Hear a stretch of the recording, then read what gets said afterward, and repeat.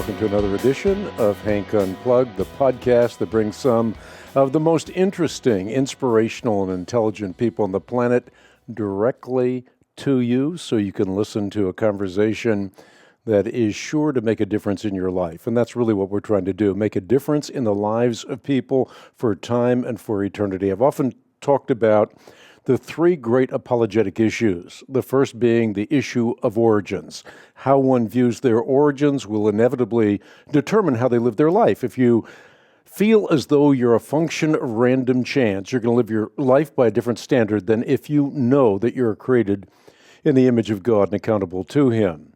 Now, obviously, in a Christian worldview, the God who spoke and the universe leapt into existence condescended to reveal Himself in time and space and demonstrated that He was in fact God through the immutable fact of His resurrection, something that we do not have to believe through blind faith, but rather can adhere to on the basis of faith founded on a refutable fact. And then within the Christian worldview, we also consider the Bible to be a reliable authority. And once again, we do not do that blindly. We do that because the Bible is demonstrably reliable. And so the issue of apologetics is of transcendent importance to the historic Christian faith, and I'm constantly looking for people who are able to articulate the great apologetic issues in a compelling fashion for our generation. We're not responsible for the last generation. We don't know what will happen in a future generation. But we are responsible for making a difference in this generation. And so I'm constantly looking for people who are interesting and inspirational and intelligent. And lo and behold, I found such a person in Northern Ireland.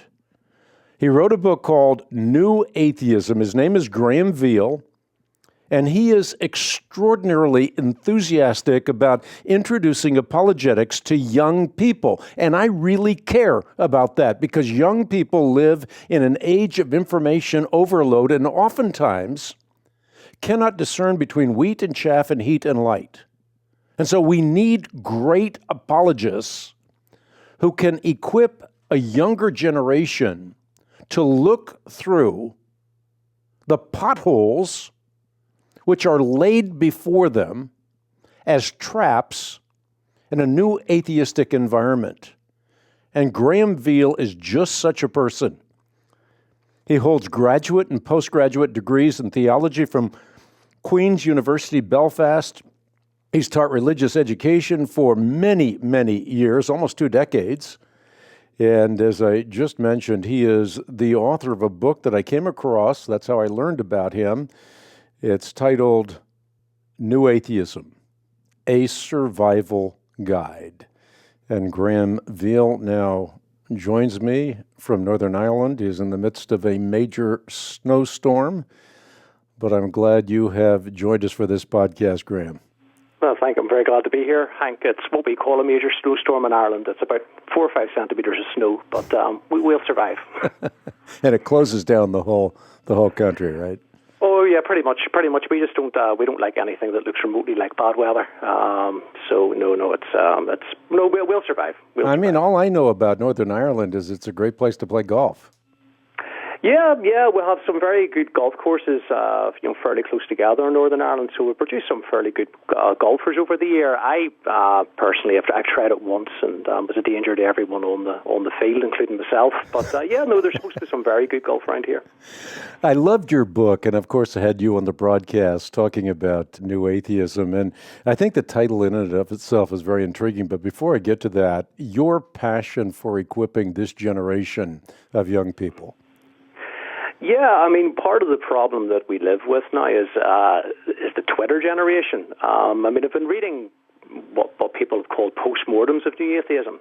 So people think that the publishing phenomenon of New Atheism is go on, but through Twitter, through different stand-up comedians like Ricky Gervais, a lot of these atheist memes, atheist arguments have been diluted down and dumbed down even further, if that was possible. And so Christian young people live in a fairly hostile environment and can be continually bombarded with arguments and sneers and all sorts of things that would be pressuring them to give up on their faith.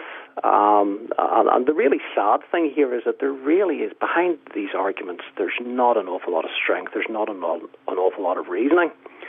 And then on the other side of the equation is you have people who are unevangelized, people who really haven't been reached effectively with the gospel, and when they do encounter the gospel have almost been pre-programmed, by what's online to reject it as a fantastic fairy tale. So there's two sides of the coin here to try to encourage Christian young people in their faith, and also trying to reach out to those outside the faith. So that's been something I've been passionate about, and something that I've tried very hard to engage young people with. It's interesting, and you mentioned the word sneer. I mean, there's peer pressure, and young people feel a tremendous amount of peer pressure, but you also talk about what you just alluded to, the sense of sneer pressure, where the Christian faith is sneered at. It's looked at as though it is infantile. It is for those who have lost their brains somewhere in the narthex of a church. So people are belittled and in that way driven away from the Christian faith. Yes, I mean, Dawkins and company were particularly good at this, at looking down their nose. And, young people are used to going into lecture theatres or schoolrooms and dealing with authority figures. And teachers quite often, I think because we encounter so much prima facie skepticism and cynicism from young people, we forget how much authority we have. And when authority figures sneer at an idea, and won't even begin to engage with an idea because they just decide and pronounce that this is ridiculous. It can be very difficult to get a conversation started. To me, the best thing is to call it out for what it is. This is a bluff. Before you sneer at me, you've got to earn the right to do that. You've got to present to me why it is that you think this worldview that I hold is so ridiculous. And that quite often is not done. Certainly, I mean, Ricky Gervais in particular would I worry about the effect that he would have on young people and people like him, just this continual sneering, this idea that if you've done any sort of reading, if you've cracked the spine of any book, then you couldn't take the Christian faith seriously. And I think another thing that we need to work out quite hard is the credulity of young people who will just, quite often just give in very, very quickly, to the first thing that they come across on Twitter, to the first argument they come across on YouTube. And so, there's a strong sense of a rhetorical strategy that I would pick up, a strong sense of a rhetorical strategy out there to try and demean Christianity before you can even get a conversation going. And I think that that's something that needs to be challenged quite strongly by the church. There's so much information. We live in an age of information overload for certain, and people are not taught to think critically. And I don't really know what you would say in terms of solutions for teaching young people to think critically. How can that be done within the context of the current educational environment and the church? In terms of the church, I think the most important thing is role models. And by the church, I don't just mean pastors, I mean parents as well. Youth leaders, obviously, but I think quite often, a parent can have much more of an impact than a youth pastor. Now, that might be heretical in some circles to say that, and youth pastors are very important, but the primary role here is that of a parent. And people with parental roles within the church, not just the person who's a paid professional, youth pastor. So I think that those people who are spending time with young people need to model this in their own lives so that they are not just grabbing the first argument themselves that they see when they hit in Google. So if a young person comes to them with a question, why should I believe in God? Your approach if you're working with young people cannot be to Google why should I believe in God and go to the first argument which happens to suit you and throw that back to a Christian young person. You've got to go away and take thought and show them that you're taking thought and come back to them and say, well, I looked into your question and I looked at this and I looked at that and here's why I reached my conclusion, or here's And when people are modeling that sort of critical thinking in the home, and when pastors are prepared to do it in the pulpit, then young people can pick up on those habits. There's an awful lot that just cannot be taught from a blackboard or an interactive whiteboard. An awful lot of what young people need to learn needs to be actually shown to them and lived out in front of them. And I really think that includes critical thinking. Now, obviously, that means somebody has to sit down. People have to sit and read books on this. And when people read books on this, they need to share it with those who, this needs to be shared out and passed around the church. But if you really want to get this into a young person's life, the best way to do it isn't to hand them a book. It's to actually demonstrate it yourself continually. So that's how I see the church dealing with it. Education, again, I think it's a similar process where teachers have to show this in their classroom, have to continually model this and try to show young people that you just don't jump on the first article that you happen to come across which suits your agenda or suits your point of view. Talk for a moment about the implications of the new atheism. In other words, they're making incredible inroads into churches, actually. They're making incredible inroads, as we just talked about, in terms of the educational environment. But what kind of traction do they have at the end of the day? Are they winning the war? Are they ahead in the game, so to speak? Are they really advancing over what the old atheists do? I mean, you write about the new atheists, but how are the new atheists doing in comparison to the old atheists? New atheism, I think, largely approached this debate with a sense of intellectual superiority. They assumed that the debate was over. They assumed that there was no debate to be had with Christianity or any religion, that they were right, that everybody else was wrong. They did this at a time, actually, when Christianity is probably stronger in the academy than it has been for a century, which might explain why they took that particular approach. And there was a strong commitment to scientism, to the idea that science had the answers to all these existential questions, which is to say there are no answers because science doesn't provide any. To the extent that new atheism was a publishing phenomenon, I think that sense of new atheism is probably over. Jerry Coyne and a few others have tried to follow on from where Richard Dawkins and Daniel Dennett, where those guys started. Others have tried to follow and haven't had quite the same success. But I think as a worldview, I think as an approach to this debate, I think it has actually seeped into the DNA of how people, and particularly young people, approach these debates, because it will come up much more likely now for example, Stephen Fry. There's a famous clip on him in The Problem of Evil, in which he simply restated the problem of evil and declared the argument over. Ricky Gervais, if you watch him in late night shows, continually has a go at the existence of God, and he's using new atheist arguments, but without the book-length treatment. And I think this is actually a remarkable accomplishment. They've actually managed to dumb down new atheism. Now, that's incredible. It was a dumbed-down version of atheism to begin with. So my sense is that out there, these arguments that were started off by Richard Dawkins, which were popularized in these books, have seeped into the DNA of many people who are writing tweets, who have their YouTube videos in particular. And this actually concerns me, the amount that our young people learn from YouTube and the amount that is absorbed through YouTube.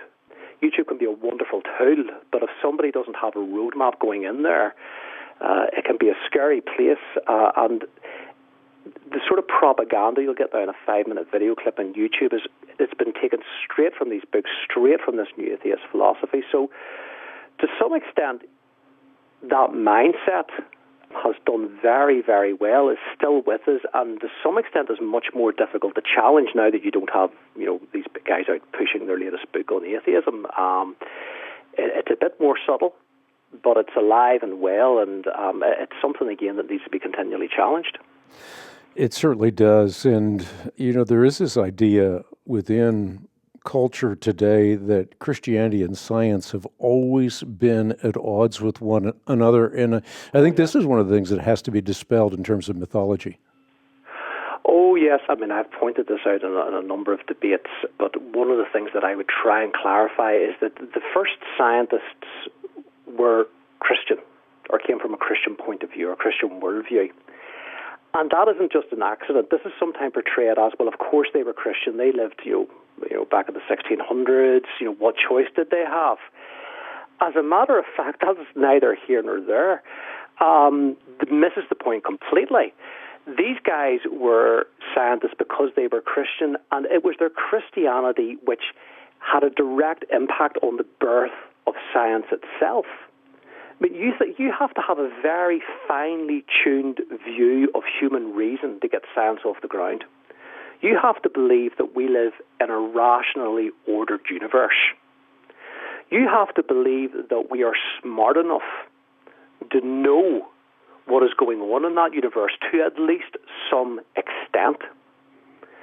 But we're not smart enough to work it out by sitting in our armchairs. We can make mistakes.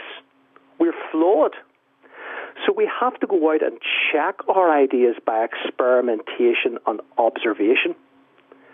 Now, that's actually a very finely tuned view of human reason there, which fits in very neatly with the idea of human beings made in the image of God, yet who were damaged in the fall. So human reason, while it is reliable, can be a flawed instrument which has to be checked. And also the mathematical view of the universe, the idea that mathematics can, the guy sitting in his house working on a mathematical formula can go out and use those mathematical formulas to explain and describe the world around him. That implies that there is a great mathematician who has this whole universe ordered and planned. But it's not just that belief in a divine architect. It's the belief that, yes, our minds can follow his mind, but we're fallen creatures, and therefore we need this experimental method. We need to do experiments. We need to check our ideas, because there is a God, but we're not him. There is a God, but we're not gods. We're fallen creatures. And if we look at some of the work in the history of science, it's this idea of a fall, and we're fallen, and we need to check authorities. We can't just accept what our ancestors said or what's in tradition. We have to come back and we have to check and look over it again with experiment. It becomes extremely... you can't get science off the ground without these things.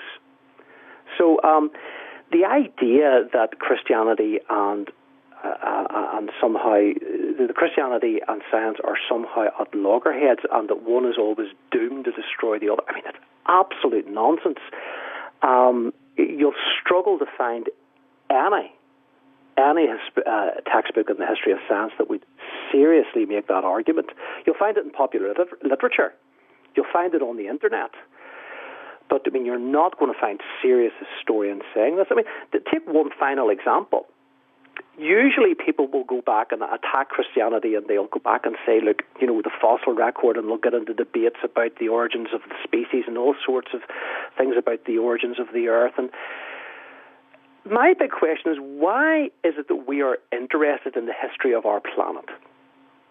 If you look at Plato, if you look at Aristotle, if you look at the ancient Greeks, they weren't remotely interested in the history of the planet Earth because they assumed that it had been around forever and would be around forever.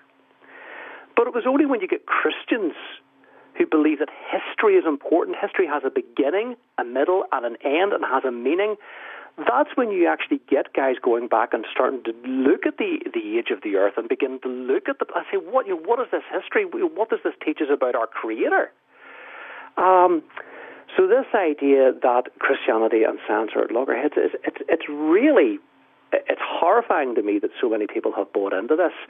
And it's horrifying to me the number of Christians who will buy into this and will almost either have a fear of science or will be somehow reticent to enter into these debates in any way. Science, to me, the success of science is it's a vindicating factor. It's a vindicating evidence for Christianity, because this is something that only started in a Christian culture and could not have started with the Greek free of reason, and the Romans didn't even attempt anything like this.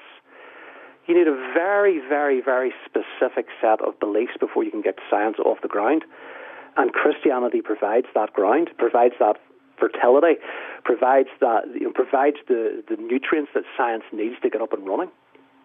Yeah, I think that point has to be emphasized, Graham. The fact that science could only have arisen within the context of a Christian worldview It certainly could not have arisen within the worldview of the Greeks, who believed that the universe was ministered by moody gods. It took a Christian worldview to give rise to science, and therefore to think that science and Scripture, or science and Christianity, are loggerheads, as you put it, is irrational to begin with. And it belies a misunderstanding of history. It really does. I mean, it isn't even polytheism. If you can even take Plato's theism or his view of the universe, where there is a rational structure to it, but he believed that you could sit in your armchair and work out all you needed to know. It actually takes something like Christianity to come along and say, no, you might be smart, but you're not God. And God, by the way, is free to make the universe any way he likes. So you can't sit in your armchair and work out that God would have made the world in such and such a way with the earth at the center and everything in a perfect circle around it. You've got to go look, observe, measure, because there is a God and you're not him. And today, actually, I also think that Christianity provides a better grounds for science than atheism. Because at the end of the day, if you believe that the human brain came about through natural selection alone, and there was no overall guiding intelligence, then you believe that the human brain was basically designed to get you away from danger, to get you to food, to get you to a mate. But it was not designed to work out how the planets go round the sun. It was not designed to teach you about subatomic particles. It was not designed to answer any of these questions. And when you look at the history of science, most scientific theories in the past have failed. So it would be very easy for somebody to draw the conclusion, well, maybe most of our current theories will fail. Maybe science doesn't take us to the truth, because after all, we've got these great big cognitive engines in between our ears, but they weren't designed by anybody. They've just been cobbled together over the eons. And they're really not designed to teach us the truth about the universe. They're just designed to propagate our species, to keep us, to keep our selfish genes moving along. So, if you believe in a designer, if you believe in a creator God, if you believe that God made you to understand this world which he created, then you've got motivation and an intellectual justification to pursue science. If you believe that the atoms just shuffled around and out we popped, okay, I mean, it's more complicated than that in evolution by natural selection. But when it comes to issues like understanding the universe, subatomic particles, quantum physics, general relativity, all these very subtle, grandiose views of the universe, our brains weren't designed for that sort of thing at all.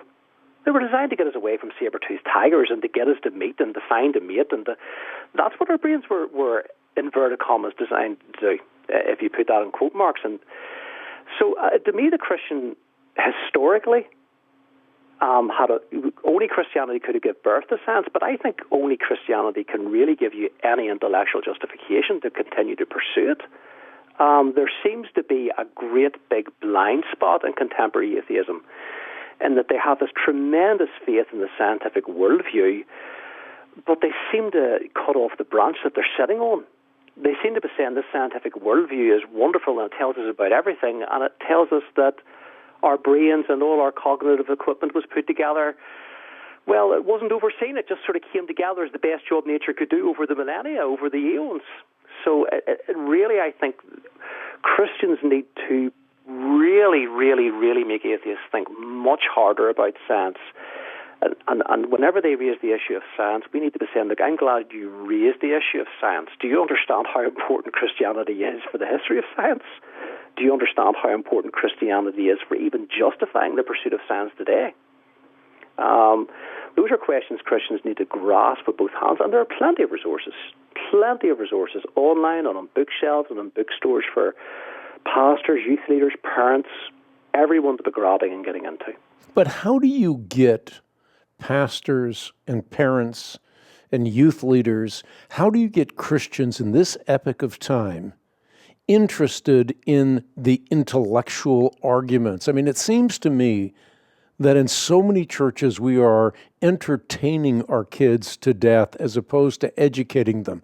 I remember, father of 12 children. We grew up in Southern California, and my kids used to complain about some of the churches that they were in They said if we wanted to go rock climbing or if we wanted to be entertained to death, we'd go to Disney World or Knott's Berry Farm. We want to learn something, and the churches simply were not educating children. They were babysitting children. Oh, I'm really, really, really glad you said that, because I could not agree more.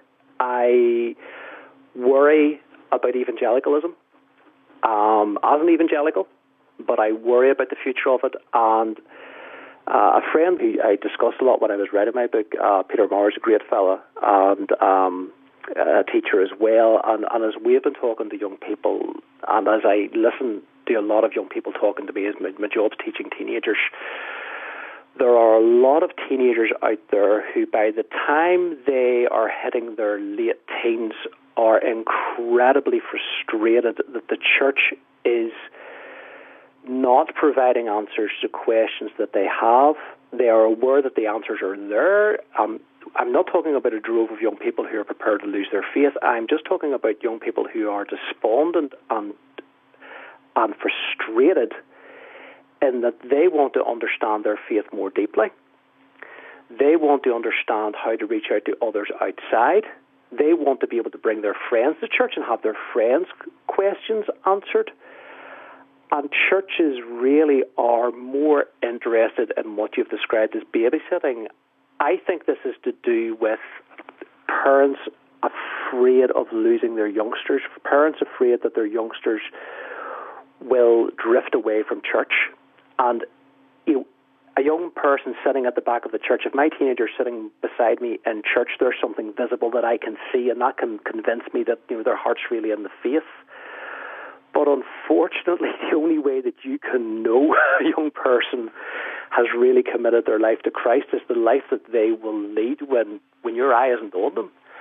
And it might be frightening, but really we have to start teaching Christianity as if we mean it, as if the answers which we are providing are important, that it is important that young people understand them. And we need to do that passionately, and we need to do that persuasively. Because if we are not doing that, they will leave us eventually anyway, and they will be leaving us with less of a chance of return. Humanly speaking, speaking as a human being, if a young person leaves your church in their early 20s and they've just been entertained, the odds of them coming back to you are very, very small. Now, I know, God has a plan that we can't see into, and He can create all sorts of circumstances that we can't predict. But from the point of view of human wisdom, it is insane to entertain your child up until the age of 19. Because if their heart wasn't in the faith to begin with and they drift away, how are you ever going to pull them back? We need to really talk as if the Word of God means something, that there was a reason for God to call His Son the Word. And to begin the Gospel of John with it was in the beginning was the Word. Words matter. Truth matters. These things are at the heart of the faith, and we have got to start taking this much more seriously. Christianity is not a lifestyle and cannot be sold as a lifestyle. We have got to get it through to young people. We've got to get it through to parents that this matters because it's true and because it's real. And the challenge of the Christian life and the excitement of the Christian life, to be honest, is found in day-to-day life, living out those answers and living out the Word of God and trying to live that in your life day to day. It is not found in the few small hours that we spend in church. And if we try to generate excitement there, we miss the actual excitement of the Christian life is when you leave prepared and you go out and you lead it. That's where the challenge comes. That's where the battle begins. That is where you really feel your faith and where your faith is tested. We seem to be living in a culture that just does not want that to happen to our young people. We want to get our young people into churches. We want to get them away from intellectual challenges. We want to get them away from, meeting anything that we don't control, because in case we might lose them. And my worry is that we're really not getting the faith out there, that there are lots of Christian young people who really don't understand what I would have called the basics of the gospel when I was a young person. In what probably could have been described as fundamentalist Protestantism, I would have said I would have a much better understanding of the Christian faith than what a lot of evangelical Christians young people have now. It's really quite worrying. I think something else that needs to be addressed is that while truth matters, we could argue that life matters more. And what I mean by that is the map is not the territory, the menu is not the meal. And so we have to, on the one hand, arm our youth with good apologetic arguments. But on the other hand, we have to let them know that this is about an experience that they can have with a living Christ that is far more vibrant, far more enriching, far more significant than anything that the world has to offer, that we ultimately fill a God-shaped vacuum with God and with life in the Trinity, being partakers, as Peter put it, of the divine nature. Yes. It's funny, as I was just reading through the Bible, I came across that text the other day, and it hits you like a bolt from the blue. Other Christian traditions might be much more switched into this than the evangelical tradition is, but that text, it just comes to me. We've been reading through Paul, all of a sudden you get Peter saying this to you. It wakes you up, and there is a tremendous excitement in that. It is extraordinary, the love of God. And it's extraordinary, the God that put this universe together, His Son, the God the Son becomes incarnate, comes down to meet with us, and the humility and the love there, and then the fact that you can know Him and be brought into that loving relationship that the Father has with the Son, and that the Spirit can bring us into, getting into that life and reflecting on that, and like you said, experiencing that, can be tremendously exciting and can be tremendously empowering and can lift people up in the most difficult of circumstances. If I talked about the importance of modeling and the importance of Christian young people having role models, one of the issues that we have with young people are obviously intellectual objections to the faith, but the other issue that we have is cynicism. And the idea that somehow there is no real goodness in this universe. There's only selfishness and worldviews that will let you down in the end. No matter what you buy into, it's going to let you down in the end. It's going to fall apart. There's a tremendous cynicism that comes across in the Hollywood culture, that comes across in the films it produces. If you can introduce a Christian young person to an older Christian who's facing tremendous difficulties, who's facing illness, who's facing all sorts of horrible situations, and their faith keeps them buoyant, their faith strengthens them, their faith is real and living, then that is something real and tangible that a Christian young person can see and get to know and can understand, that this is not just a set of pat answers that are handed down by an apologist or a teacher or a pastor, that this is real and this is living and it does not let you down. And again, the key there is not having a lot of events in your church. The key there is that the young person actually really genuinely knows people in the church, and that there are people in the church whose faith is mature, and that the young people can look at and look up to and aspire to be like, because that person has maybe had a life and faith with Christ that they haven't had, and that's something that they want to pursue. And so the simple importance there of Christian fellowship, but you have to genuinely know the person. This cannot be Christian fellowship in the sense of we all had a nice day out, or we all had a wonderfully exciting youth event. Those things can be fine in their place, but we need to get past the style and get to the substance and ask, what are we really looking for here? And I can think of older Christians that through their lives spoke to me, not necessarily through anything that they even said. I can't remember what they said. I can think back to my own grandfather. And it's not so much what he said, but how he lived and the impact that would have on me. So, yes, we do need to get life out there. We need to show the importance of the Christian life and enthuse Christian young people to get to know Christians, to get to know older Christians who have lived this out, and kind of explain to them and show them through their lives just how important it is to know Christ. Just for, like you said, to know that this is real and sustaining and powerful. Those things are very important. What's your story, Graham? What context did you grow up in? How did you get to the point of teaching, particularly teaching issues with respect to apologetics and writing a book like New Atheism? I grew up in a Brethren church in East Belfast, in a working class area, and my father and my grandfather would have been Brethren. So I think it would be fair to call it fundamentalist. And in fact, when I asked my dad about fundamentalists, I remember when I was going into Bible college, I did my degree in theology, and coming across for the first time the degree between evangelicalism and fundamentalism, and going home in great pride saying to my dad, I'm an evangelical, I'm not a fundamentalist, and he was quite happy to be called a fundamentalist. He had no difficulty with that at all, because to him it was back to the original, the books, the fundamentals. He was quite aware of that. So that would have been my background, but there was a strand of anti-intellectualism there. There's one pastor in Belfast who was famous for telling people they could take their degrees to hell with them. And an idea that somehow if you maybe don't want your young people getting a university degree because they'll lose their faith. So I probably had a lot of intellectual doubts when I was a teenager, which didn't help me. I was quite an anxious teenager. That got me interested in reading apologetics. George MacDowell, I think, was probably one of the first books I lifted down and read, and was absolutely astonished to find that there were answers to these questions. And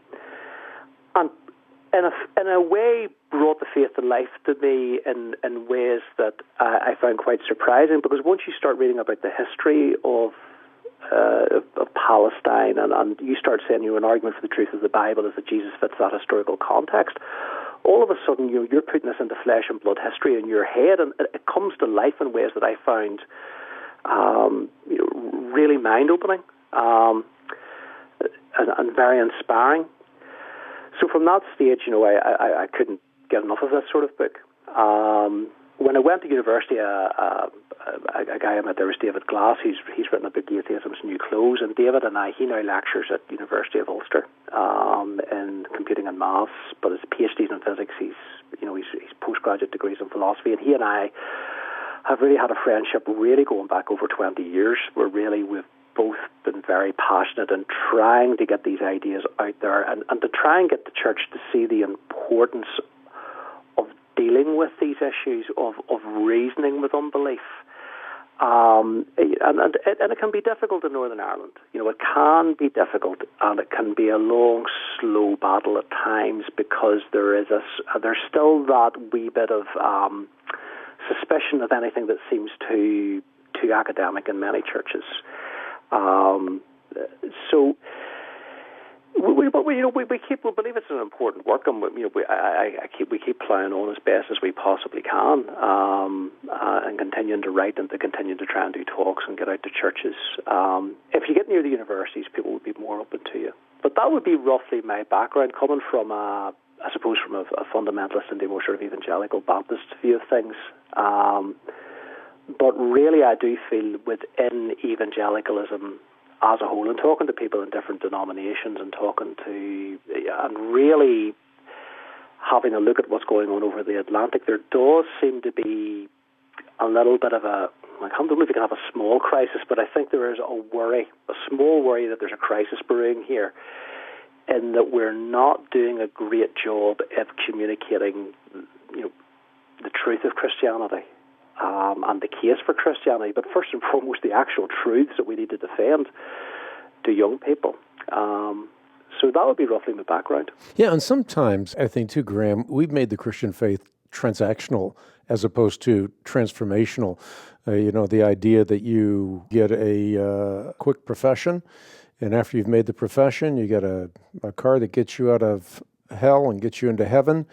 And now you live as a baptized secular humanist. And this gets back to what you were saying earlier. I mean, if you look at Christians and what they're modeling, are they really modeling a transformational lifestyle, or is this just a transaction that gets me into heaven and I can live just like the culture lives? And when the kids see that, they think, look, there's no difference between the culture. It's maybe a little bit more prudish and backwards, but there's no real big difference between the way my parents, my school teachers, my pastor, my youth pastor, there's no real big difference between them and the world after the transaction is all said and done.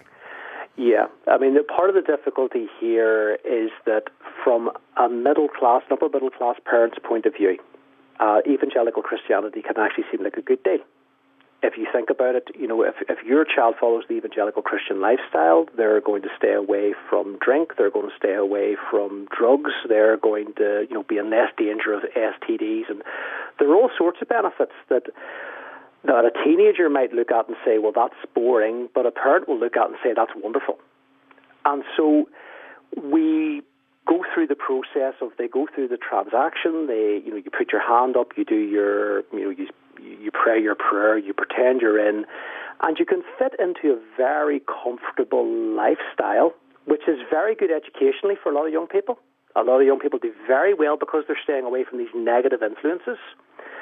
And at the end of the day, part of the difficulty is that there's no real cost. There's nothing where you're saying to anybody, look, this is going to actually cost you something as you live your life. There's places that you're not going to be allowed to go, not in the sense of, I'm not suggesting there's some sort of legalistic checklist that we have to go through here. But in the sense of, there are certain forms of entertainment that are not going to be healthy, and you would know they're not healthy, so you're just going to have to, in your own wisdom, say no to those. But it's also going to be much more importantly, you're going to have to put charity, love, the greatest virtue, above success. You're not going to be allowed to be a ruthless business person, for example. You're not going to be as ruthless as the next guy. You're just going to have to make a change to who you are as a person. And the world might be having a rat race, and you will be putting yourself at a deliberate disadvantage in that rat race, because you're going to say, no, I'm going to love my enemies. We're not prescribing foolishness here, but what I am saying is that there's a real difference that Christianity should make to the individual character. That if we read the New Testament correctly, it's saying, listen, this is going to cost you when you walk out into the world. And that part of the equation is not discussed. It's brushed under the carpet. And what we're left with is this very nice lifestyle, which is very reassuring to a lot of parents. And yeah, I mean, I'm the father of a teenage boy, and where my son goes in future years, I would love to be able to set out a plan where I could say, I'll keep him at this church because they've got this sort of entertainment in that place. But the problem is, how could you ever know that faith was real? And if you don't teach him that, look, you've got a faith, and look, it's going to cost you something, and sometimes it'll cost you friendship groups, because they'll want to go places and do things and be with people and have life goals that you can't have. And while you might really want to stay in with that friendship group, and while you might even love them as friends, just as time goes on, people do generally drift apart a bit, and it's costly. The Christian life can be costly, and we don't really explain that to our young people. And I think J.C. Ryle said, whenever you need to preach the cost. But whenever you talk about the cost, then you can talk about the rewards as well. But you do need to do both. And in his book on holiness, he's very clear that you need to do both. Talk about the cost, and yes, then immediately go on and talk about, yes, but why that is worth it. This isn't a cost that you pay and somehow earned your salvation. Salvation's a free gift. But yes, you're called to lift up your cross then and follow him. But that's worth it. And here's why. And these are all things that we need to be saying. We need to preach the whole message honestly. But if we just offer our young people a lifestyle, the first danger is that we will lose a lot of our young people.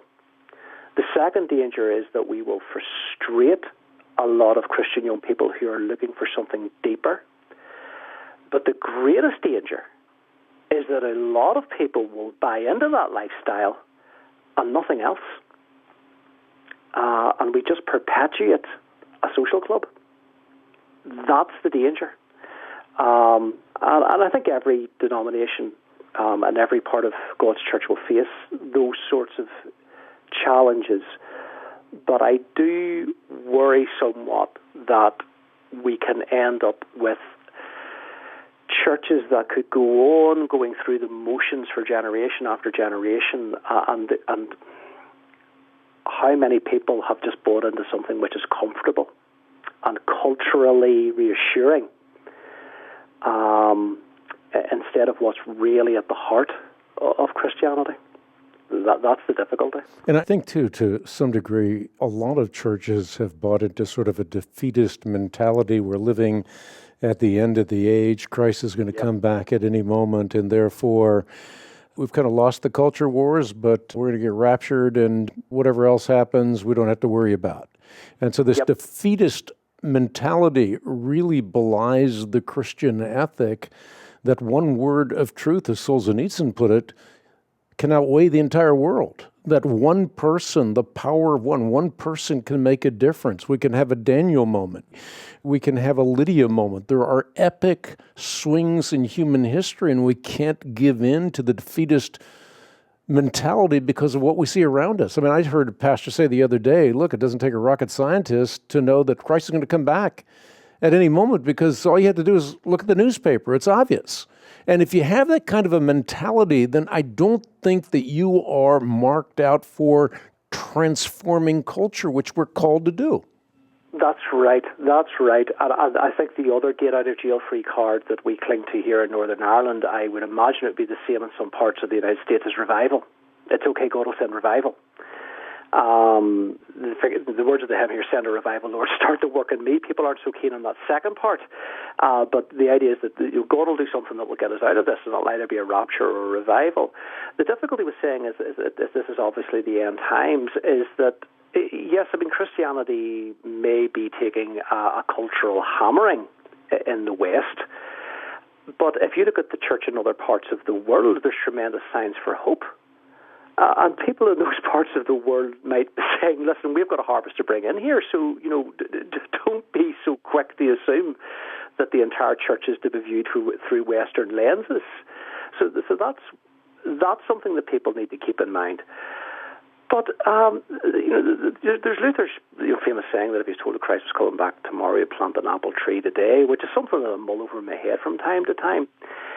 If you have met somebody who has been brutalized or who has had a horrendous childhood or life through cruelty or neglect or abuse, you will be absolutely astonished to find how much meaning they find in the simple acts of kindness that they have experienced in their life from different people, and how much that's meant to them. And one thing that I try to get through to people is never underestimate the power of a simple act of kindness. Now, how many times do you multiply that out when you're taking a message of God's kindness, Christ's kindness, God the Father, the Son, and the Spirit, their kindness and love? How much more do you multiply out the comfort and the joy that can bring to somebody who's broken? So for the church just to sit back and to say, well, we're just going to ride this out to the second coming, it's actually an act of extraordinary cruelty, never mind faithlessness to our master. Because there are people out there who need that word. Now, again, I speak as a man, I speak as a human being. I believe that God has plans and His providence that we know little about, and I'm not suggesting that, that this God's plan relies on my effort, but we have to remember His challenge to Ezekiel. If people don't hear the word because you do nothing, I'm going to treat it like it's your fault. I mean, there is a responsibility placed on us here, and for us not to carry the gospel out to the broken person in front of us, the broken person that we meet, the neighbour that we meet on the road, on the way in our lives, is an act of extraordinary cruelty almost. Because there are people out there who desperately need the life and love that God can bring. And there's a world out there that desperately needs the truth that we have to bring. And yes, as you transform lives, you automatically transform culture. And you have to put some thought into that. You can't just assume that it's all going to fall into place. There has to be wisdom here. But yes, we need to be reaching out to people around us. We need to be reaching out, with the message of God's word, and not in the sense of, pray this prayer after me, and then I'm just going to move on because that's you saved. We're fine. We're done with you. Attend church once a week, and there needs to be a continual building up and comforting and supporting people throughout their Christian life. That we need to really labour very hard on. Very, very, very hard. Paul talks about our faith inspired by hope and our labour prompted by love. We need to have a labour that will just continually go on, where we might not be able. Say the culture wars are over and they're lost. Assume, I don't think they are, but suppose that's them gone. That does not mean that God's working for his people hasn't anyway stopped. You continue to reach out, and you continue to preach, and you continue to challenge falsehood, because those falsehoods are cruel, and they will break people, and they will splinter their lives into pieces, and they need to be challenged. We need to challenge falsehood when we find it, and we need to challenge the culture around us. And if God sends a time of healing for the culture and the tide changes, that's in God's plan, but we need to labour on, because that's what God calls us to do. And there are people who are desperately broken, desperately lost, or desperately blind, or all three. And they need what Christ has done for them, and they need it explained to them persuasively, and they need it offered to them rationally, and they need it offered to them by somebody who cares for them genuinely knows them, genuinely cares for them, and will be there for them come what may. When I listen to the passion in your voice as you're explicating this, it reminds me of the fact that you have a particular interest in the moral argument for God, and that's very much related to what you're talking about. Oh, yes. Yes, I mean, the idea that morality can, in any sense, be explained without God, particularly from the point of view of atheism, I actually find that very implausible. I think that the real issue here comes down to how can morality be first of all, how can we trust our moral intuitions at all if our brains have been assembled by natural selection, if our brains have been assembled by some sort of random process? Why trust any of our moral intuitions? And even Dawkins in the God Delusions calls morality a blessed, precious mistake. Now, the interesting thing there is that he's saying that basically natural selection has primed our brains to be compassionate, because if you're a compassionate person, it displays to a potential mate that you've got a lot of resources, that you are somebody who can offer a potential mate a lot in terms of the riches that you have. That also there's a bit of tit for tat going on. You scratch my back, I scratch yours. So there's all these things, he says, that are going on in evolution by natural selection that have really created this thing called morality, which isn't terribly efficient. It's not a terribly efficient thing. It does lead people to do things like to lay down their lives for strangers or even for their enemies, and it does. But in that sense, it's a mistake. But he calls it a precious mistake. Now, if he's going to be consistent, he can't put in that word precious. He can't do that. It's not precious, unless he just means in the sense of a matter of taste, in the way that somebody, might like fine wine as opposed to good beer. He just happens to like morality. But I don't think he means that, because he continually moralizes people who disagree with him. So he sees morality as something good. But my question is, well, Richard, why would you trust any of your moral intuitions if you see morality as a mistake, as a perspective from the process that created it? Why do you value your moral intuitions?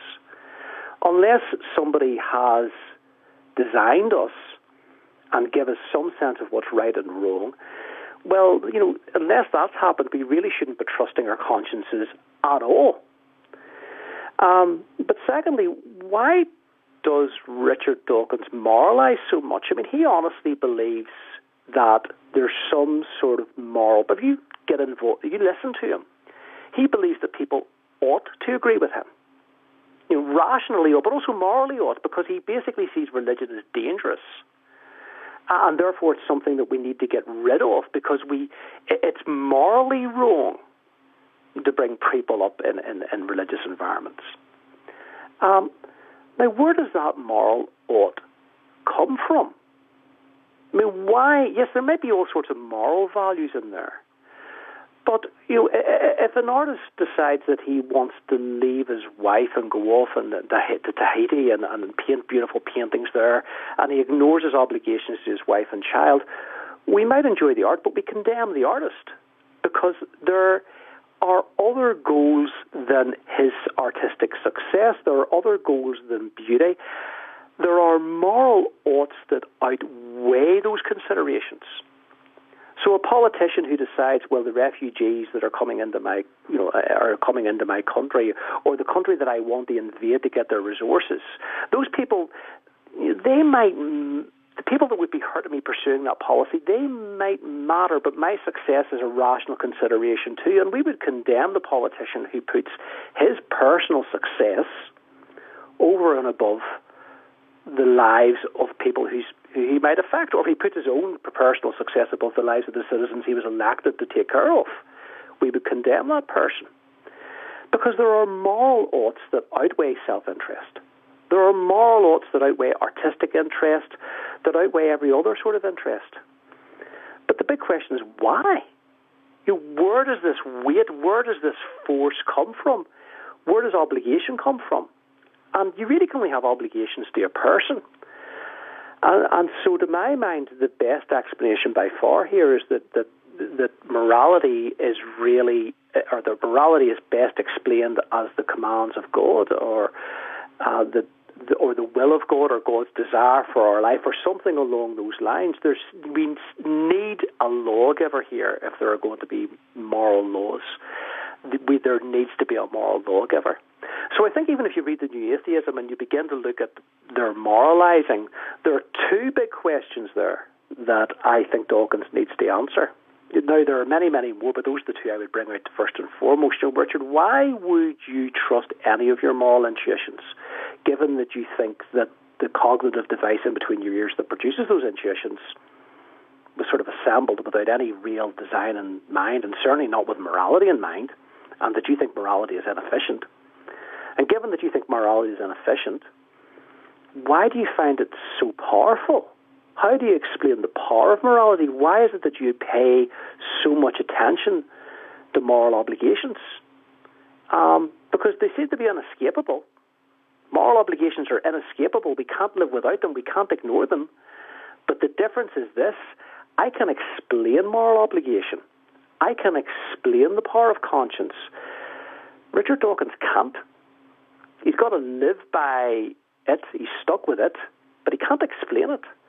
And so to that extent, I think the moral argument for the existence of God is extremely powerful. And it's certainly something that I have found that helped me a lot as a Christian young person with doubts over the years. It's one that I have found very, very useful. You talk about this sneer pressure. It almost seems to me, even though we're not supposed to take on this particular motif and sneer at a Dawkins, but when I think about what you have just explicated, I oftentimes think, you know what? A guy like Alex Rosenberg, who wrote The Atheist Guide to Reality, Enjoying Life Without Illusions, is far more upfront and honest with his students. He happens to be a professor of philosophy at Duke University. And he just bites the bullet. He says there's no purpose to the universe. There's no meaning to life. You're here just as a function of dumb luck. There's no such thing as metaphysical realities like souls. There's no such thing as free will. There's no difference between right or wrong, good or bad. He embraces the logical implication of his worldview. Yes. I think that he's very consistently nihilistic, and I think he's to be, to some extent, applauded for that. I think one solution he suggested once for this, how should somebody deal with such a bleak worldview, and I think his line was, we'll try Prozac. That's exactly what his line was. That's right, yeah. Yeah, it's not really livable. I think would be my simple answer to that, and I'm not sure. I mean, I think Francis Schaeffer actually would probably have suggested, well, do you live that way? Can you live that way? And I think Francis Schaeffer's approach to that sort of argument is probably the best one. Well, that's very easy to say, but can you really live like that? It's a bit like a man saying, here's my view of life, I strongly believe in it, but it's probably mistaken. You can't believe both of those things at the same time. You either believe that this is your worldview or you believe it's probably mistaken. There's a contradiction there. And I would wonder if Alex Rosenberg can really live that way, if he can really consistently maintain those beliefs. I would have thought it would have been nigh on impossible. Given that even sociopaths will acknowledge that there's a moral force that they really ought to feel more strongly about, but don't. I would say that would be a fairly unlivable philosophy, but I do think it's what they're left with. And also, and obviously my other argument against Alex Rosenberg and his point of view is, well, again, you're saying that the human brain was assembled by a process that was really that really benefits species that can reproduce and survive and pass on their genes. Now, that process gives us brains that are very good, but from your point of view, should be good at helping us getting away from predators and that sort of thing. Now, those brains were not designed for science, but I'll tell you what they definitely were not designed for, and that's metaphysics. They definitely were not designed to get at life, the universe, and the meaning of everything. That's not an evolution's wheelhouse at all. So why do you trust your brain to tell you that nihilism's true? Now, he really is on a very sticky wicket, I think, because if he's trying to embrace this scientific worldview where everything is just matter and in motion, well, I suppose that's putting it crudely, but if he wants to take that very, very strong worldview where mind has absolutely no place at all, and morality has no place at all in that worldview, it's all about the stuff that science can verify, that science can cope with, that which fits sensibly into that sort of materialistic worldview, then if you're going to go down that materialistic line, I really think that you are in big trouble, because you're suggesting your brain was created by a materialistic process that was never designed to let you know if things like materialism were true. You're making a big claim about metaphysical truths, and your brain was in no way prepared to deal with that if you believe evolution by natural selection is the only show in town when it comes to explaining the human brain. I was just flipping through your book as you were talking, New Atheism, the Survival Guide, and something that I had underlined a long time ago is your statement that Dawkins hypothesizes that chance plus evolution plus billions of opportunities on Earth-like planets explains appearance of design in the living world. That hypothesis leads to a prediction. Even if we found trillions of Earth-like planets, the majority would be lifeless. A small fraction would have bacterial life. And we would only find conscious animals on the tiniest fraction. However, suppose we discovered that all of these planets were teeming with creatures like birds and mammals. Dawkins' hypothesis would be falsified. Why?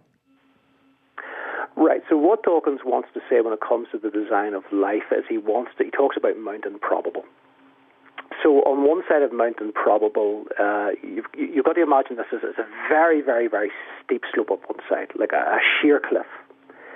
and you stand at the bottom of Mount Improbable as a climber, and you think, I'm never going to be able to get up to the top of that mountain.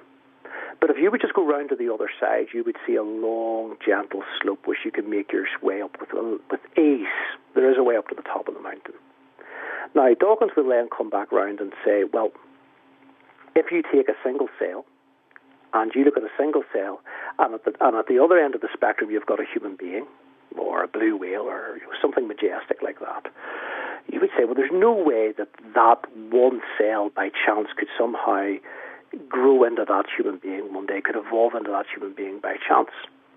But if you would just go round to the other side, if you like, of Mount Improbable, and would look at even evolution by natural selection, you would say, yes, it's a huge leap to get from that one cell all the way up to humans. But it's not such a big leap to get from one cell to a slightly more complex cell, and then a slightly more complex cell yet, and then the multicellular animals. And if you keep moving by small steps, it's very easy to see how we can move with a little bit of luck at each stage all the way up to humans. And there are a number of problems with this argument. The first of all is that while each step involves just a little bit of luck in Dawkins' terms, those probabilities multiply out. So if it's a 90% chance that you will get up each step of Mount Improbable, if you multiply 90% by 90% by 90%, you keep moving along, you get to a very small percentage indeed. But on top of that, there are a number of steps that Dawkins says are extremely improbable. First of all, the origin of life itself. He sees that as a very low probability event. The first eukaryotic cells, he sees that as extremely improbable. And the development of consciousness, he sees that as extremely improbable. Now, at that stage, you're saying, well, hang on, Richard, if there's three very improbable events, how in any sense have you explained why there's conscious living human beings on Earth? Has evolution failed? And he says, no, not at all. There are billions and billions and billions of Earth-like planets out there. A small number of those will have life on them. A smaller number still will have eukaryotic cells, and on a much smaller number, again, you're going to have conscious animals, and I suppose on a much smaller number, you'll have maybe civilizations. So luck and natural selection explain everything, according to Richard Dawkins. Now, the first question is, where's your evidence for these worlds? He doesn't have any. We've found some Earth-like planets out there, but that basically means they've got water, or at least they're the right distance from a sunlight star that they've got water. We don't have any confirmation of life anywhere else in the universe. We certainly don't have any independent evidence for Earth-like planets in the sense that Dawkins means, and that's planets which are all capable of supporting a human civilization. Because that's what he needs to get this argument to work. He needs billions of Earth-like planets all capable of supporting an Earth-like civilization. So he has no evidence for that. But beyond that, he has actually made a hypothesis. He said that if we did find these billions of Earth-like planets, he can tell us proportions that most of them won't have life. Some will have single cells. They will have prokaryotic cells, smaller number of eukaryotic cells, and a smaller number of conscious animals. And he has made this remarkable prediction, which he has absolutely no evidence for. And my big problem here is that my understanding is that Darwin never offered his theory in the sense of, I'm going to explain the existence of complex life on billions and billions and billions of Earth-like planets. He suggested that this was he wanted this to be an explanation for life on Earth as we have it now, but he was trying to explain life on one planet, not on billions of planets. He would have been astounded at the size of the universe. He had no evidence for that at all. So if you were to go back and say, well, look, your explanation only works if we've got billions and billions and billions of Earth-like planets for this process to take part on, I think the answer would come back as, well, this explanation really isn't working terribly well at all. There needs to be something more going on here then than just natural selection. We need to look for something beyond that. So I think the design argument is actually alive and well in the living world. And that works irrespective of your view of origins of species or of humans or whatever, But rather than get into those debates, I would just rather say to people, look, At the end of the day, there's a creator. You're just going to have to acknowledge that. And I think that there's, the evidence for design to me seems to be as powerful as it ever was, and certainly hasn't been challenged in any strong way by the finding of science at all. That's what I love about the intelligent design movement. I mean, intelligent design theorists are willing to follow the facts wherever they lead. And you have a person like Dawkins. Well, he starts with the presupposition that there cannot be the supernatural, so he has to continue coming up with these far-fetched ideas and then try to pawn them off on an unsuspecting public. Yes. What I find very consistent here is that Dawkins can come up with a very weak argument and yet somehow remain culturally respectable. But if you're in any way attached to the intelligent design movement, you're some sort of pariah. And unfortunately, one aspect of these debates that I find very regrettable is the way that some Christian scientists who maybe aren't attached to the intelligent design movement, maybe because they are from a more theistic evolutionist point of view, or sometimes from on the old-fashioned conservative young earth creationist point of view, the way that some Christians have begun to speak about each other in this debate has not been helpful. Either questioning people's faith or their intellectual integrity, and I find that quite disheartening. I mean, I know intelligent design is a broad church and brings in more than just Christians. I mean, that has to be said. You don't have to, it's not a Christian movement per se, but there are Christians in there, and they're quite comfortable to designate themselves as Christians. And some of the things that I have read in book reviews and the like, it has got very, it has been unpleasant at times, and there can be a civility within the academy that sometimes, between people who aren't Christians, that sometimes Christians don't obey when they talk about each other, and that has been a bit unfortunate. But again, to go back to your point, when you talk about Richard Dawkins, and he maintains his cultural respectability. But if you're in any way going to mention design, if you're going to allow the divine a foot in through the door, you're going to be a pariah to many people out there in the secular world who just seem to be absolutely terrified of anything that sounds vaguely religious in any sense. Oh, it's interesting when you look at his books. I mean, they're not really endorsed by historians and philosophers or intellectuals, but more likely by cultural icons. Yes, and I think that explains an awful lot about the movement. If you look at the dust jacket and you see who endorses it, then it gives you an idea. So Darren Brown, who's a magician, I think, endorsed it. Ian McEwan, who's a novelist, wrote Atonement. I mean, we're not talking about historians of science. We're not talking about philosophers of science. Generally, when they reviewed it, Michael Ruse, for example, who would be, Michael Ruse is not, he's certainly not an ally of the Christian faith. He's an atheist, he argues for atheism. He felt Dawkins' book was terrible. The God Delusion, that is, and was not particularly well argued. And he was hammered by Dawkins' followers at the time for saying this. But generally, people who Dawkins should have had as allies tended to read this book and say that this has not been well argued. This is not a good argument. And these are atheists. The standard line at this stage then was to call them appeasers, like Neville Chamberlain. And that's lovely to hear, because that would make you and me Hitler.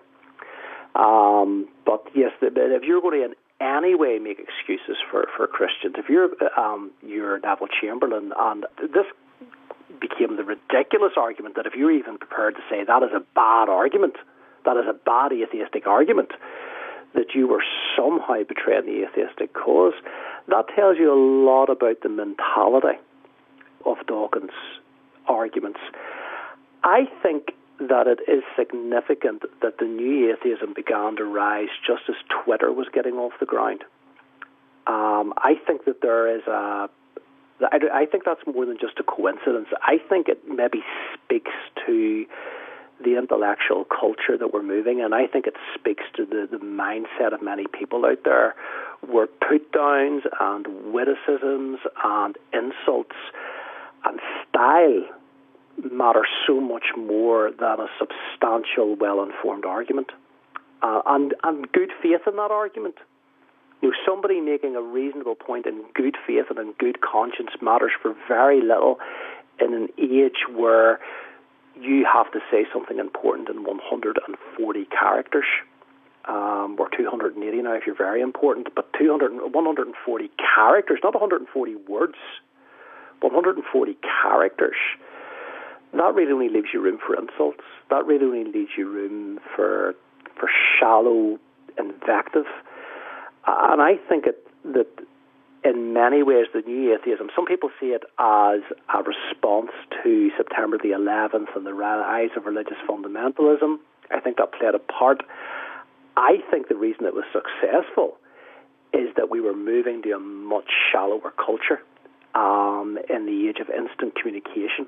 And I do remember round about this time, I was noticing that atheists that I could have spoken to on email, atheists that I could have had long conversations with and sending emails backwards and forwards or talking to them on blogs and having long blog posts, gradually those conversations moved to Facebook, where they became more hostile, where people became much keener to preen a bit, to show off in front of others, to not look foolish.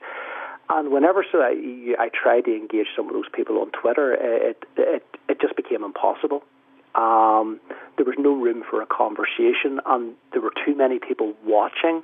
There was too much of an audience, and it was round about that stage that I noticed that it became almost impossible really to have a decent conversation with the atheists that I'd been able to reason with beforehand. So I think the rise of Twitter and the rise of the tweet and the rise of that sort of tabloid intellectual culture that we now live in, I think that explains to a large extent why new atheism was able to get away with a lot of the rhetoric and with a lot of the weaves and the dodges and that helped them sell so many books and help them influence so many people. That's really what you're talking about when you're talking about the new atheism. I mean, we've talked about fake news for several years now, but really what you're underscoring is that Twitter and these small character interchanges lead to fake arguments. Oh, yes, that's a good way of putting it, actually, yes. Fake intellectualism or fake arguments or fake truths or fake syllogisms, it's just, it sells books, and unfortunately now we have sort of absorbed this in, and I have been astonished by some of the things now that you will see coming across on YouTube that you will see portrayed as a reasonable, sensible argument. If you read William Lane Craig and then you go on and see some of the responses to him online, I mean, it just leaves you, despairing over where intellectual discourse is going. And Bill Craig will quite often try and, he's a serious, academic, but he tries to bring things down to a popular level as well. So, I mean, that's the reason I mention him. So when it comes to the other apologists or general apologists, then, it's going to be so much more difficult to get people to listen when the instinct is to not necessarily to look for a hole in somebody else's argument, where the instinct isn't to look for, where's the logical weak points or can I spot a logical hole. Quite often the instinct is, how can I make a joke out of this? How can I get a good one-liner and a bit of a zinger out of this? Can I make a funny video out of it in response to this argument from a serious academic? And that's quite worrying. And there's a bit of thought and a bit of skill goes into some of these videos. In terms of creativity, in terms of their knowledge how to use technology to produce a good video. I mean, these are not foolish people. They understand the technology, they understand the medium. In that sense, they're not foolish. But when it comes to just the basic courtesy of listening to what somebody else has to say, it's not there. It's not there. And Christians need to be careful we don't do the same thing. We cannot respond to unbelief by using the same strategy of getting our own stand-up comedians and making our own zingers and making our own wee one-liners. We've got to follow the narrow path. We've got to present the truth faithfully and in love and conscientiously. And if you care for the person you're presenting the truth to, you will try to present them a good argument. You will not try to con them. You will try to show integrity and you will try to show care and thought in what you're presenting to that person. Yes, you'll make mistakes, and yes, you're not to be afraid of making mistakes, because the person who you're talking to will have patience with you and will allow you those mistakes if they see that you're doing this with integrity and care and with their good in mind. If you try to appear very, very funny and very, very entertaining, the second you make a mistake, if all you wanted to do was entertain, the other person will switch off. So characters, to my mind, things like character and prayer are at the heart of apologetics and evangelism. The two go hand in hand nowadays, and that's something we really need to start getting across to young people. I wanted to bring it full circle with that very idea. That's exactly what I had in mind. How important apologetics is the handmaiden to evangelism, God using your well-reasoned answer as a springboard, or an opportunity to share the truth, the joy, the love, the peace, the experience you can have with the living God. Yes, like I said, people have sometimes said to me, I get this response in the evangelical churches, particularly from those of a more Calvinistic bent, the only person who can, why bother with apologetics? The only person who can call someone to faith is God. And my answer to that is, listen, have you looked at how many times in Scripture God reasons with unbelievers, where he sets out evidence in his Gospels and in the book of Acts, where he challenges the foolishness of unbelief? If you're going to communicate God's word effectively to unbelievers, you've got to take apologetics seriously. You have got to sit down and you've got to look at, how can I reason with an unbeliever? Because that's what God does. He reasons with unbelievers. And yes, he commands and he calls and he persuades and he does all those things, but reasoning is in there too. And we can't ignore that. And so apologetics, just a reasoned defense for the faith that's within you, is at the very heart of what we do. And the other side of apologetics is that it brings the Christian faith to life in surprising ways. I talked earlier about the moral argument and the design argument. If you're taking those arguments seriously, you've got to sit down and say, the God I worshipped is responsible for the design and structure of the universe. How great is that God? The God I worship is the source of all moral authority. So when I read his word, I have to take that seriously. Whenever I consider who he is and I worship him, this is who I'm worshipping, the source of all beauty, the source of all goodness. And I would certainly want to push the moral argument beyond just moral obligations. I would say that God's the source of all goodness. So when you start to really get to grips with apologetics and use that in your evangelism, it actually strengthens the Christian life. It's not an add-on to the Christian faith. It's not a little bit that we do extra. It's not something for a small sub-branch of evangelists. It's really about communicating the Christian faith faithfully to a world which is hostile to it. And you've got to communicate to this hostile world in a way that they can understand, and in a way that challenges it, and in a way that reasons with it, and in a way that is faithful to the way that God speaks to unbelief in his word.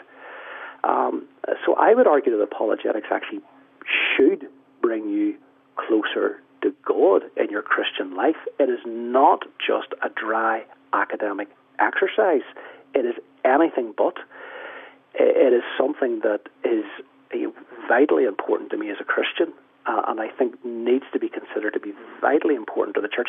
And going back to church history, it's been vitally important to the church fathers, vitally important, to Wesley, vitally important to so many key characters in church history, that to somehow void this out of our Christian life is a terrible mistake.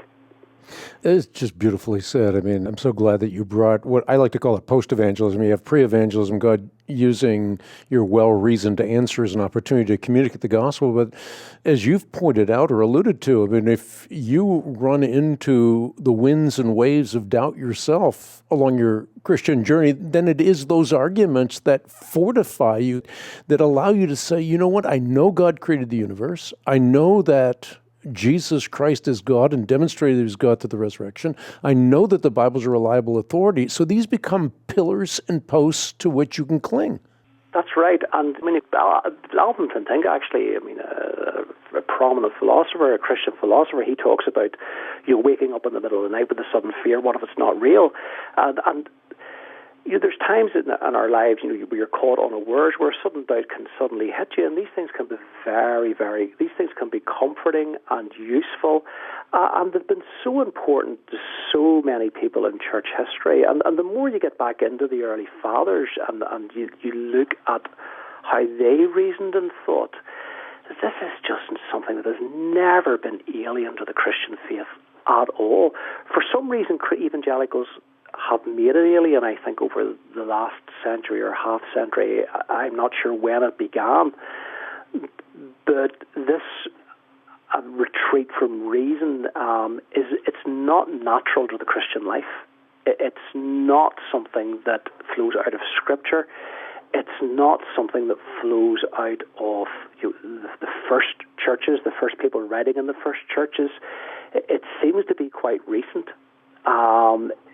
I wonder, is it an attempt to create a subculture for ourselves where we don't have to engage the world around us and where life can be lived out quite comfortably without having to worry too much about people who aren't really in our family circle or our network of friends?